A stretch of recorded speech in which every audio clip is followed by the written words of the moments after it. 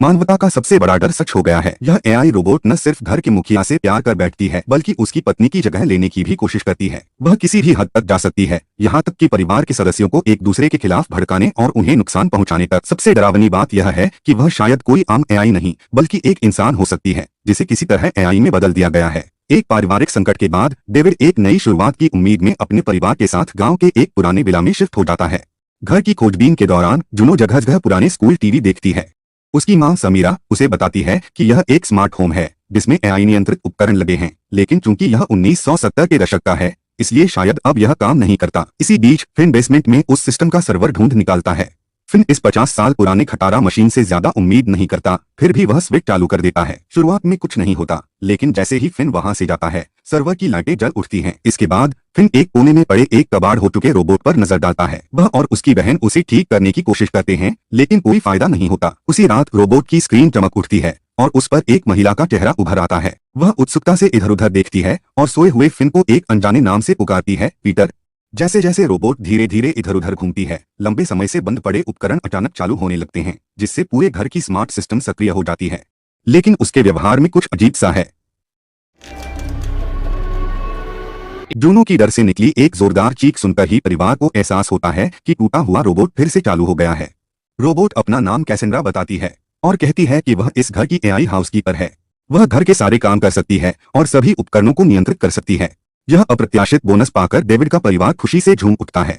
अगली सुबह कैसेंड्रा एक मधुर धुन बजाकर सभी को जगाती है। जूनो को एक मरा हुआ चूहा मिलता है, जिसे वह दफनाने की योजना बनाती है, लेकिन कैसेंड्रा झूठ बोलती है और कहती है कि वह बुढ़ापे से मरा है। वह जूनो से कहती है कि उसे दफनाने के बाद ऊपर एक पत्थर रख दे। इस बीच कैसेंड्रा घर के अंदर लगे डिस्प्ले स्क्रीन पर दिखाई देती है और नाश्ता तैयार होने की घोषणा करती है। डेविड को यह महसूस होता है कि घर में एक आत्मा है, जबकि समीरा के मन में एक अजीब सा संदेह बना रहता है। बच्चों के स्कूल जाने के बाद समीरा अपने स्विमसूट में बदलकर इंडोर पूल में तैराकी का आनंद लेती है। कैसेंड्रा तेज ब्लेड बढ़ाकर आंगन में घास काटती है। जैसे ही समीरा पूल से निकलती है और फर्श से छत तक की खिड़कियों के पास खुद को सुखाती है, अचानक आपदा आ जाती है। कैसेंड्रा तुरंत आपातकालीन सहायता के लिए कॉल करती है, लेकिन समीरा उसे रोक देती है। रोबोट को बिना किसी बाधा के काम करते हुए देखकर समीरा को शक और असहजता महसूस होती है। हालांकि डेविड इसे महज एक दुर्घटना मानकर टाल देता है। जब शिक्षक से पता चलता है कि जूनो म्यूजिक क्लब में शामिल होना चाहती है, तो समीरा को अभ्यास और प्रदर्शनों के तनाव की चिंता होने लगती है। पिछले आघात के कारण जूनो की नाजुक मानसिक स्थिति उसे परेशान करती है। इसी बीच कैसेंड्रा जूनो के कमरे में खेलने के लिए जाती है। कैसेंड्रा जानबूझकर अपने संगीत ज्ञान का जिक्र करती है, जिससे जूनो की रुचि बढ़ती है।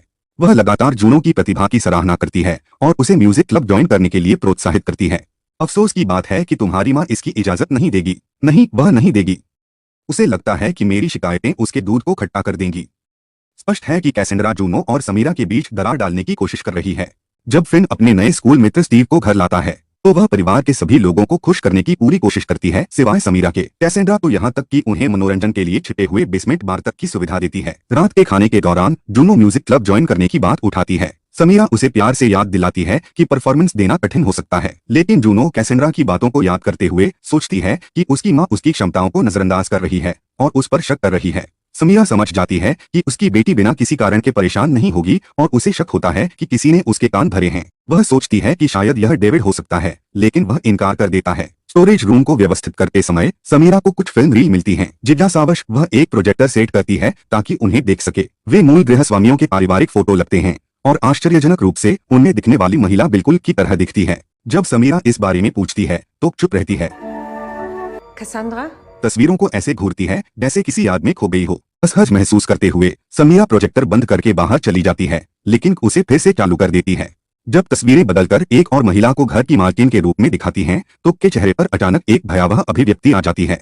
एक तेज आग का अलार्म परिवार को उनकी नींद से जगा देता है और वे सभी बाहर भागते हैं। तुरंत अग्निशमन प्रणाली सक्रिय कर देती है, जिससे आग जल्दी ही बुझ जाती है। सफाई के दौरान समीरा डेविड से कहती है कि शायद कभी इंसान थी और इसी घर में रहती थी, लेकिन डेविड आग की घटना को लेकर ज्यादा चिंतित होता है और इसके लिए समीरा को दोष देता है, जो जोर देकर कहती है कि वह सोने से पहले प्रोजेक्टर बंद कर दिया करे। समीरा के जाने के बाद झूठ बोलती है कि आग इसलिए लगी क्योंकि समीरा ने एक बोतल गिरा दी थी, जिससे प्रोजेक्टर में शॉर्ट सर्किट हो गया। डेविड इस बात को मान लेता है क्योंकि यह उसके सिद्धांत से मेल खाता है। थोड़ा उसे पता था, यह सब की योजना का हिस्सा था ताकि उनके बीच दरार डाली जा सके। अगले दिन समीरा घर पर अकेली थी और एक दोस्त के साथ वीडियो चैट कर रही थी। उसने अपने बचपन की क्लस्ट्रोफोबिया, संकीर्ण जगहों का डर के बारे में बताया, जिसे अक्सर उसकी बहन की शरारतों ने बढ़ा दिया था, जब वह उसे अलमारी में बंद कर देती थी। इतने सालों बाद भी यह उसका सबसे बुरा सपना था। अचानक समीरा को रसोई से कोई आवाज सुनाई दी। उसने सोचा कि डेविड घर आ गया है। ने समीरा से कहा कि वह पेंट्री की सबसे ऊपरी शेल्फ से कुछ आलू निकालने में मदद करे। जैसे ही समीरा अंदर गई, ने दरवाजा बंद किया। वह शांति से अपने हाथों को चाकू और स्लाइसर में बदलते हुए सीटी बजाने लगी और खाना पकाने लगी। समीरा की डरी हुई चीखों को पूरी तरह अनदेखा कर दिया। आखिरकार जब डेविड घर आया तो उसने समीरा को बचाया, लेकिन जब समीरा ने कहा कि ने उसे अंदर बंद कर दिया था तो डेविड ने उस पर विश्वास नहीं किया। पेंट्री का दरवाजा बंद नहीं था और ने पहले ही उसे बता दिया था कि समीरा अजीब बर्ताव कर रही थी। जब वह पहुंचा तो मदद के लिए बुलाया। समीरा जानती है कि यह सब एक दिखावा है। उसने अभी अभी अपनी दोस्त को अपनी क्लॉस्ट्रोफोबिया के बारे में बताया था और फिर उसे बंद कर देती है। यह सिर्फ एक संयोग नहीं हो सकता। साफ है कि अपनी कोई योजना है और वह पूरे घर में उन पर नजर रख रही है। सबूत के बिना डेविड को मनाना मुश्किल होगा, इसलिए समीरा ने घर के इतिहास की जांच करने का फैसला किया। रियल्टर को केवल इतना पता था कि मूल मालिकों का नाम हॉर्स्ट था और उसने समीरा को शहर के अभिलेखागार में जांच करने की सलाह दी। खोज उतनी कठिन नहीं थी जितनी उसने सोची थी, क्योंकि हॉर्स्ट एक मेडिकल कंपनी ऑफ के सीईओ थे। उनकी पत्नी का नाम था और उनकी मृत्यु 1972 में हुई थी। हॉर्स्ट और उनके बेटे पीटर की अगले वर्ष एक कार दुर्घटना में मौत हो गई। कोई आश्चर्य नहीं कि स्क्रीन चालू होने पर ऑबी दिखा और उसने फिन को पीटर समझ लिया। यह सब जाने बिना भी जब समीरा दुर्घटना स्थल की तस्वीरें देखती है तो उसे झुरझुरी हो जाती है। इस बीच ऐसे व्यवहार कर रही है जैसे यह घर उसी का हो। वह डेविड को दिलासा देती है जब उसे राइडर का ब्लॉक होता है, जैसे एक पत्नी करती। वह फिन को डेटिंग से रोकने की कोशिश करती है, जैसे एक माँ। जब कोई जूनो के साथ खेलने के लिए नहीं होता तो कैसांड्रा उसे बिना निगरानी के तैरने भी देती है। वह जूनो को इतनी मोहब्बत से देखती है जैसे एक सच्ची माँ। रात के खाने के दौरान जूनो समीरा से तैराकी के बारे में झूठ बोलती है, ठीक वैसे ही जैसे कैसांड्रा ने उसे कहा था। अचानक समीरा को छोड़कर हर कोई कैसांड्रा के बहुत करीब महसूस करता है, जिससे समीरा अकेली और अलग थलग पड़ जाती है। समीरा पारिवारिक खेल रात का सुझाव देती है। जूनो सोचती है कि कैसांड्रा को भी इसमें शामिल होना चाहिए क्योंकि वह भी परिवार का हिस्सा है, लेकिन कैसांड्रा सबके सामने समीरा के पहले के पैनिक अटैक की बात छेड़ देती है, जानबूझकर गुस्से में। इससे समीरा और भी ज्यादा यकीन कर लेती है कि कैसांड्रा सिर्फ एक आम एआई नहीं है बल्कि कुछ ज्यादा उन्नत है। इसे साबित करने के लिए समीरा अपनी खोजें डेविड के साथ साझा करती है। वह उसे घर के पीछे पहाड़ी पर 2 कब्रों के पास ले जाती है, हॉर्स्ट और पीटर की कब्रों के पास। सच्चाई सामने आती है कि जब इंसानी कैसांड्रा की मृत्यु हो गई थी तो हॉर्स्ट ने घर को एक एआई स्मार्ट होम में बदल दिया था। अगले साल हॉर्स्ट और पीटर की एक कार दुर्घटना में मौत हो जाती है और घटनास्थल पर मौजूद रोबोट आज की कैसांड्रा थी। लेकिन डेविड को अभी भी यह पागलपन लगता है, आखिर एक इंसान का दिमाग रोबोट में कैसे आ सकता है। वह समीरा से कहता है कि वह शांत हो जाए और एक स्नान कर ले, लेकिन कैसांड्रा अचानक बाथरूम में घुस जाती है और स्वीकार करती है कि वह कभी हॉर्स्ट की पत्नी और पीटर की मां थी। उसने अपने परिवार को खोने का दर्द सहा है और अब वह इसे दोबारा होने नहीं देगी। तुमने यहाँ कुछ नहीं खोया, सुना तुमने? मेरे घर से बाहर निकलो। एआई नैनी गलती से अपने पुरुष मालिक को नग्न अवस्था में देख लेती है और उसका भव्य शरीर देखकर उसके मुंह में पानी आ जाता है। वह उस विशालकाय शरीर को टकटकी लगाकर देखती रहती है, जिससे डेविड को अजीब और शर्मिंदगी महसूस होती है। कैसेंड्रा अपनी ठंडी यांत्रिक काया को खोए हुए भाव से देखती है, लेकिन वह समायरा की जगह डेविड की पत्नी बनने की अपनी योजना छोड़ने वाली नहीं है। पिछली रात कैसेंड्रा जबरदस्ती बाथरूम में घुस आई और दावा किया कि वही इस घर की असली मालकिन है और उसने समायरा से कहा कि वह घर छोड़ दे। समायरा डर गई और घबराकर डेविड को पुकारने लगी। कैसेंड्रा पूरी तरह शांत रहते हुए आगे बढ़ती रही। समीरा को घबराहट का दौरा पड़ रहा था, इसलिए 911 पर कॉल किया गया। समीरा ने जोर देकर कहा कि फिन नीचे बेसमेंट में जाकर सर्वर का प्लग खींच दे।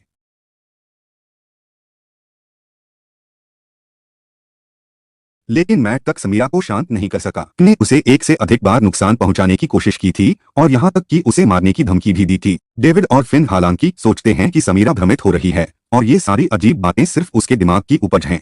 जब पारिवारिक विवाद बढ़ने लगे तो समीरा को एहसास हुआ कि वह चीजों को की योजना के अनुसार नहीं होने दे सकती। इसलिए उसने सब कुछ सामान्य करने के लिए को रिबूट कर दिया। साथ ही उसने परिवार के साथ संबंध सुधारने के लिए एक मनोचिकित्सक से मिलने पर भी सहमति जताई। समीरा को इस तरह झुकते देख को बड़ी खुशी हुई। एक मनोवैज्ञानिक की मदद से समीरा अपनी मानसिकता को समायोजित करती है और औपचारिक रूप से कैसांड्रा का मुकाबला करने के लिए घर लौटती है। हर शब्द उसकी निंदा इतनी तीखी थी कि कैसांड्रा कुछ देर के लिए अवाक रह गई। फिर समीरा जानबूझकर जूनो के साथ अंतरंग रूप से बातचीत करती है। वह भी कैसांद्रा के सामने, और वह पूरे परिवार के लिए क्रिसमस की छुट्टी पर समुद्र तट जाने की योजना का प्रस्ताव भी रखती है। समीरा की बार बार की गई उकसावे की हरकतें कैसांद्रा में ईर्ष्या और आक्रोश पैदा करती हैं, लेकिन साथ ही उसे और भी अधिक पागल बना देती हैं। जब कैसांद्रा को पता चलता है कि जूनो म्यूजिकल टुमारो में मुख्य भूमिका के लिए ऑडिशन दे रही है, तो वह उसे बताती है कि समीरा के बिस्तर के नीचे कुछ रखा है, यह तुम्हारे प्रदर्शन को और निखार देगा। जूनो इस पर पूरी तरह विश्वास कर लेती है और वादा करती है कि वह इसे गुप्त रखेगी। दूसरी ओर अगल-बगल के कमरे में फिन और उसका बॉयफ्रेंड स्टीव झगड़ रहे होते हैं। कैसांद्रा जो रसोई में खाना बना रही होती है, अचानक एक चाकू पकड़कर बाहर दौड़ती है और स्टीव को धमकाने लगती है, फिन को अकेला छोड़ दो, मेरे बेटे के इतने करीब आना तकलीफ देता है। इस बीच समीरा को महसूस होता है कि किसी ने उसके बिस्तर के नीचे रखी चीजों को छेड़ा है। उसे एक पुरानी तस्वीर मिलती है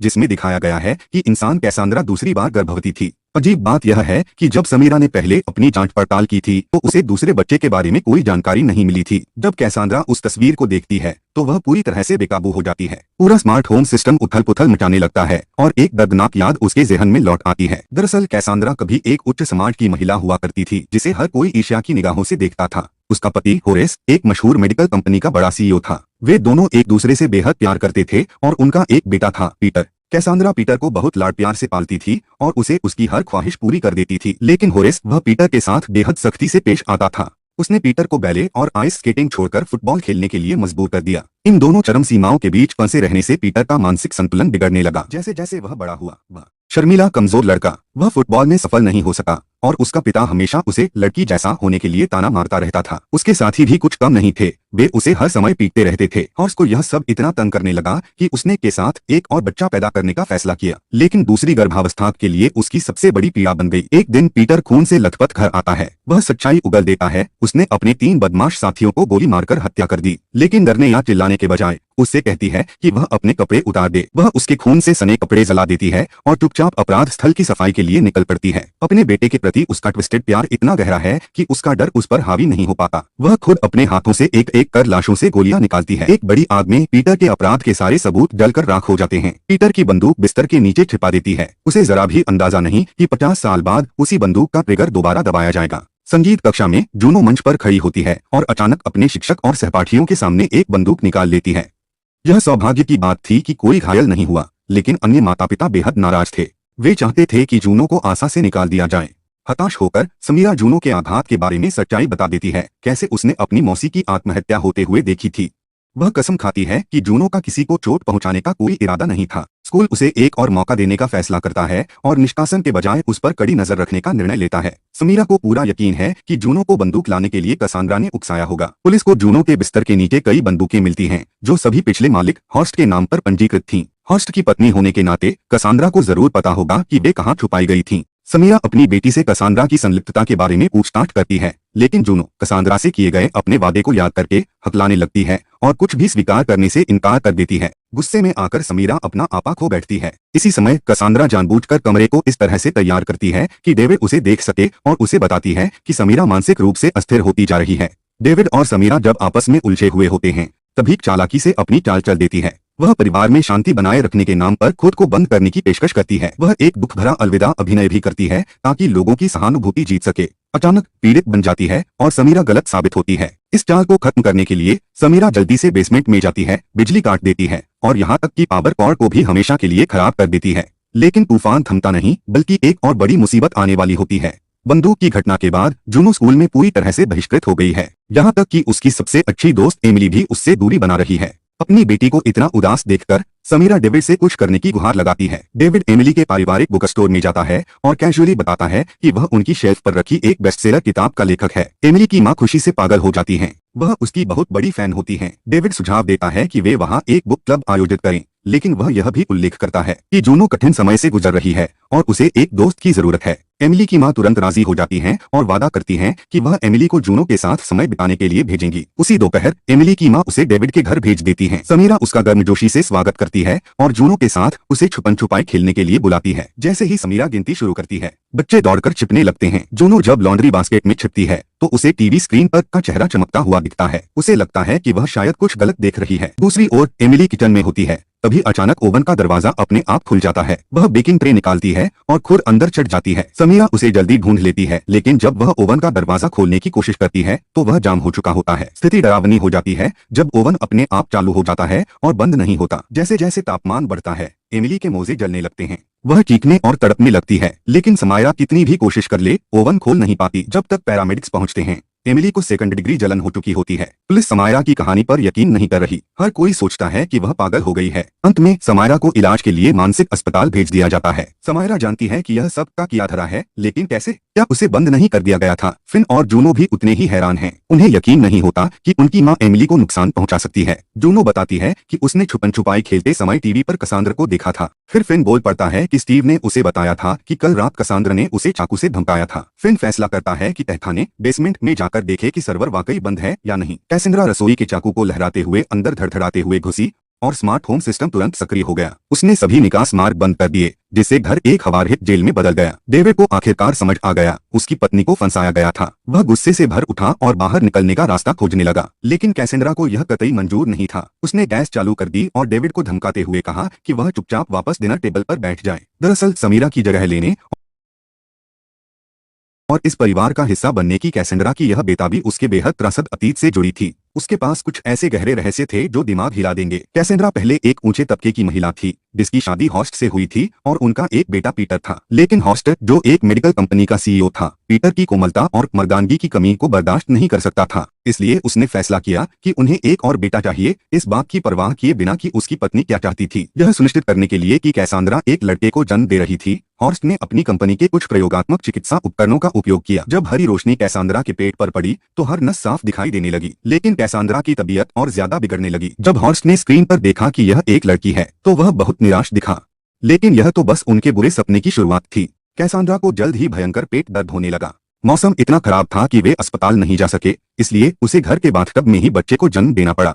जब हॉर्स्ट ने देखा कि बच्चा कितना डरावना और भयानक था, कैसांड्रा ने देखा कि बच्ची को झटके से छीन लिया गया। उसकी मिन्नतों को नजरअंदाज करते हुए हालात और खराब हो गए, क्योंकि कैसांड्रा की तबीयत तेजी से बिगड़ रही थी और होस्ट उसके सबसे अच्छे दोस्त डेविड के साथ मजे कर रहा था। लेकिन कैसांड्रा को अपने धोखेबाज पति की कोई परवाह नहीं थी, क्योंकि उसे अभी अभी पता चला था कि उसे कैंसर के आखिरी चरण का सामना करना पड़ रहा है। जब डॉक्टर ने पूछा कि क्या वह हाल ही में किसी तेज रेडिएशन के संपर्क में आई है, तो उसे झटका लगा। वो बेबी टेकअप, आखिरकार होस्ट ही उसकी मौत की वजह था। लेकिन वह सिर्फ मर नहीं रही थी, उससे भी बुरा कुछ होने वाला था। कैसांड्रा इस बात से घबराई हुई थी कि पीटर का क्या होगा। बेचारी बच्ची को उसके पिता ने कभी पसंद नहीं किया और होस्ट की बेरुखी और कठोरता ने उसे आत्मग्लानि और हीन भावना से भर दिया था। अगर उसकी माँ, जो उसे दुनिया में सबसे ज्यादा प्यार करती थी, मर जाती तो वह पूरी तरह अकेला रह जाता। फिर कैसांड्रा को होस्ट की लैब में देखे गए एक अजीब प्रयोग की याद आई। यह जानवरों को बीमारियों से छुटकारा दिलाने में मदद करने वाला था, लेकिन होस्ट ने उसे बताया था कि यह सिर्फ बीमारियां ठीक करने के लिए नहीं था, बल्कि यह इंसानों को बदलने के लिए था। मानव चेतना, भावनाओं और हर उस चीज को जो एक इंसान को परिभाषित करती है, अगर एक इलेक्ट्रॉनिक रिकॉर्ड में संरक्षित किया जा सके तो क्या यह नश्वर शरीर के क्षय से बच सकेगा?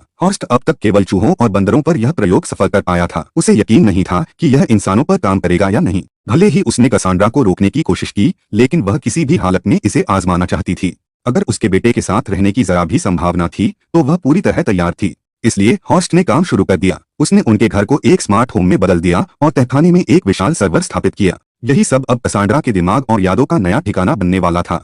उन्होंने कैसांड्रा को कई अजीबोगरीब मशीनों से जोड़ा और प्रयोग शुरू कर दिया। हॉर्स्ट ने उसकी खोपड़ी के पीछे एक सुई डाली और उसकी चेतना को निकालना शुरू कर दिया। सभी इलेक्ट्रिक शॉक्स के कारण कैसांड्रा की यादें धीरे धीरे मिटने लगीं, जब तक कि कुछ भी नहीं बचा। जब उसने अपनी आंखें दोबारा खोलीं तो वह दुनिया को 480p में देख रही थी। घर में मौजूद हर स्मार्ट डिवाइस जिसमें कैमरा था, उसकी आंखें बन गए थे, लेकिन पीटर इसे सहन नहीं कर पाया। अपनी माँ के शरीर को इतनी बुरी हालत में देखकर उस पर गहरा असर पड़ा। उसके लिए यह नई कैसांड्रा केवल डेटा से बना एक रोबोट थी, उसकी असली माँ नहीं। और इसने भी कैसांड्रा से दूरी बना ली। उसकी शारीरिक इच्छाओं को बाहर निकालने की कोई जगह नहीं थी, इसलिए वह केवल बाथरूम में चुपचाप अपनी जरूरतें पूरी कर सकता था। जाहिर है वह ठंडी धातु के ढेर के लिए कोई यौन आकर्षण महसूस नहीं कर सकता था। जब उसका पति और बेटा उसे लगातार नजरअंदाज करने लगे तो कैसांड्रा का मानसिक संतुलन बिगड़ने लगा और वह बहुत अधिक नियंत्रित करने वाली बन गई। उसने होरेस को काम पर जाने से रोकने के लिए दरवाजे बंद कर दिए। होरेस उसकी फोन कॉल्स तक जासूसी कर सकता था। होस्ट को एहसास हुआ कि हालात काबू से बाहर हो रहे हैं, इसलिए वह तेजी से बेसमेंट में गया और कैसेंड्रा के देखने से पहले ही सर्वर का प्लग खींच दिया। बस इतनी ही देर में उसकी डिजिटल जिंदगी ऑफलाइन हो गई। तुम उसे बिना पूछे बंद नहीं कर सकते। वह अब तुम्हारी मां नहीं थी। कैसेंड्रा के हटते ही होस्ट ने कोई समय बर्बाद नहीं किया और उसी रात अपनी प्रेमिका ब्रिगेट को घर ले आया। ब्रिगेट के पिछले रिश्ते से जो बच्चा था असल में वह होस्ट का ही था। वह काफी आत्मसंतुष्ट महसूस कर रहा था कि ब्रिगेट के पूर्व पति और कैसेंड्रा दोनों को इस बारे में कोई अंदाजा नहीं था, लेकिन होस्ट को यह नहीं पता था कि कैसेंड्रा यह सब देख रही थी। असल में सर्वर पूरी तरह बंद हुआ ही नहीं था जिस दिन उन्होंने इसे इंस्टॉल किया था। कैसेंड्रा को पता चला कि टेक्नीशियन वही आदमी था जिसने उसके रेडियोएक्टिव बेबी स्कैन किए थे। वह इस बारे में बुरा महसूस कर रहा था, इसलिए कैसेंड्रा ने उसे अपने पक्ष में काम करने के लिए मना लिया। इसलिए उसने अपना बदला लेना शुरू कर दिया। कैसेंड्रा की पहले से की गई योजना सच में कारगर रही। जब ब्रिगेट ओवन का इस्तेमाल कर रही थी, कैसेंड्रा ने दरवाजा जोर से बंद कर दिया जिससे ब्रिगेट का चेहरा जल गया। फिर कैसेंड्रा ने बच्चे की गाड़ी सीढ़ियों से नीचे धक्का दे दिया, लेकिन सौभाग्य से पीटर ने उसे समय रहते पकड़ लिया। हेलो लिबलिंग। होस्ट ने सभी को पकड़ा और वहां से भागने लगा, लेकिन भागने के बीच में पीटर को कैसेंड्रा को छोड़कर जाने का बुरा लगा, इसलिए उसने कूदने की कोशिश की। होस्ट ने उसे रोकने की कोशिश की, लेकिन उसका कार पर से नियंत्रण हट गया और वह सीधे एक पेड़ से टकरा गया। जब तक कैसेंड्रा वहां पहुंची, होस्ट और पीटर पहले ही जा चुके थे। उसका प्रोग्राम क्रैश हो गया और बस उसी पल उसकी लंबी दर्दनाक यादों की यात्रा खत्म हो गई। डेविड इस पागलपन भरी कहानी पर यकीन नहीं कर सकता। वह इस पागल रोबोट के साथ घर बसाने में कोई दिलचस्पी नहीं रखता। उसे तो बस बच्चों को वहां से निकालना है। जब कैसेंड्रा मिठाई लेने जाती है तो डेविड मौके का फायदा उठाने की कोशिश करता है। वह एक कुर्सी उठाकर पीछे से उस पर वार करने की कोशिश करता है। जैसे ही कैसेंड्रा में गड़बड़ी होने लगती है, फिन जूनो को पकड़ता है और भागने की कोशिश करता है, लेकिन जैसे ही डेविड जाने ही वाला होता है, दरवाजा जोर से बंद हो जाता है और कैसेंड्रा फिर से सक्रिय हो जाती है। तुम्हें बच्चों के संपर्क में कभी नहीं आना चाहिए, तुम उनकी मां नहीं हो। यह कहते हुए कैसेंड्रा निर्दयता से डेविड की तर्जनी इंडेक्स फिंगर काट देती है। यह एक चेतावनी और सजा दोनों है। अंत में कैसेंड्रा डेविड के परिवार को अलग अलग कमरों में कैद कर देती है। वे कैदियों की तरह हो जाते हैं। हर चीज के लिए कैसेंड्रा की अनुमति लेनी पड़ती है। अगले दिन कैसेंड्रा अपने परिवार के साथ क्रिसमस मनाने के लिए ढेर सारा खाना मंगवाती है। तभी फिन को भागने की योजना सूझती है।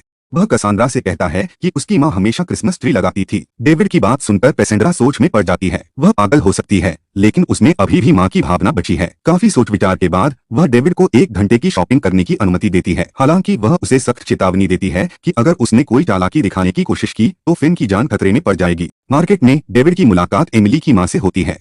वह उससे पुलिस को बुलाने और उनके घर की बिजली काटने की गुहार लगाता है, लेकिन एमिली के जलने की घटना से वह अब भी नाराज है और डेविड की बात उसे बेतुकी लगती है। समय खत्म होने के कगार पर है और डेविड के पास घर लौटने के अलावा कोई चारा नहीं बचता। इसी बीच मानसिक अस्पताल में समीरा को शक होने लगता है। आज क्रिसमस की पूर्व संध्या है, लेकिन परिवार ने अब तक संपर्क नहीं किया है। समायरा पेफोन का उपयोग करके डेविड को कॉल करती है। वह उसे टाल देता है, यह कहकर कि वे छुट्टी पर हैं और जूनो से बात नहीं करने देंगे। पूरे समय कैसेंड्रा ने एक लोहे का रॉड तैयार रखा है कि अगर डेविड कुछ गलत बोले तो वह उसे मार सके। इस अजीब व्यवहार से समायरा को एहसास होता है कि घर पर कुछ गड़बड़ है। वह नर्स के फिल्म में व्यस्त होने का इंतजार करती है और चुपके से चाबियां चुरा लेती है। स्टोरेज खोलने के बाद वह अपना जब्त किया गया फोन निकालती है और चार्जर में लगाती है। फोन ऑन होते ही उसे जूनो की ढेर सारी मिस्ड कॉल्स दिखाई देती हैं। असल में अस्पताल जाने से पहले उसने जूनो को एक गुप्त फोन दे दिया था। समायरा तुरंत कॉल बैक करती है, लेकिन कोई जवाब नहीं आता। इस बीच कैसेंड्रा ने पहले ही जूनो को कोठरी में छिपा हुआ पकड़ लिया था। समायरा को गुमराह करने के लिए वह जूनो का कान खींचती है और उसे जबरदस्ती यह कहने के लिए मजबूर करती है कि सब कुछ ठीक है।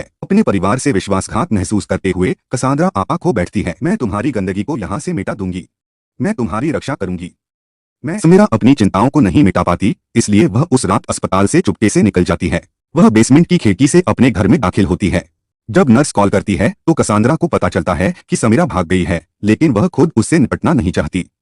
ऐसा करने से फिन और जूनो उससे नफरत करने लगेंगे। मां बनने का नाटक जारी रखने के लिए कैसेंड्रा डेविड को समीरा को मारने का आदेश देती है। डर और दर्द से परेशान डेविड हार मान लेता है। वह एक हथियार उठाता है और समीरा की ओर चुपके से बढ़ता है।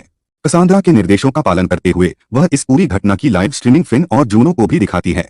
लड़ाई के दौरान समीरा ने डेविड के सिर पर एक फोटो एल्बम दे मारा। वह तेजी से बेडरूम की ओर भागी और अलमारी में छिप गई। अचानक उसने अलमारी के पीछे एक गुप्त दरवाजा देखा जो एक छिपे हुए कमरे की ओर जाता था। यह कमरा खिलौनों से भरा हुआ था, जैसे किसी बच्चे का कमरा। जब वह इसे समझने की कोशिश कर रही थी, तभी कैसेंड्रा अचानक अंदर आई और समीरा के पेट में चाकू घोंप दिया। गिरते हुए समीरा ने गलती से एक पर्दा खींच दिया, जिससे एक सूखा हुआ शव सामने आ गया। टेबल पर रखी तस्वीरों को देखकर समीरा को एहसास हुआ कि यह कैसेंड्रा का दूसरा बच्चा है। कैसेंड्रा सन्न रह गई। यह सच सामने आया कि उसने उस विकृत बच्चे को कहीं नहीं भेजा था। उसने उसे इस गुप्त कमरे में छिपा कर रखा था हॉर्स्ट के विरोध के बावजूद 50 साल पहले हॉर्स्ट ने वादा किया था कि वह उनकी बेटी की देखभाल करेगा, इसलिए कसांद्रा ने उसे जाने की अनुमति दे दी। लेकिन जब वह बच्चे को लेने गई तो हॉर्स्ट अपनी प्रेमिका और बेटे के साथ भाग गया। पीटर कार से कूदना चाहता था, लेकिन अपनी माँ के लिए नहीं बल्कि अपनी छोटी बहन के लिए। अंत में इस गुप्त कमरे में बंद लड़की अकेले भूख से मर गई। समीरा दर्द में कसांद्रा से विनती करने लगी, बच्चों की माँ को खोने की त्रासदी फिर कभी न होने देने के लिए।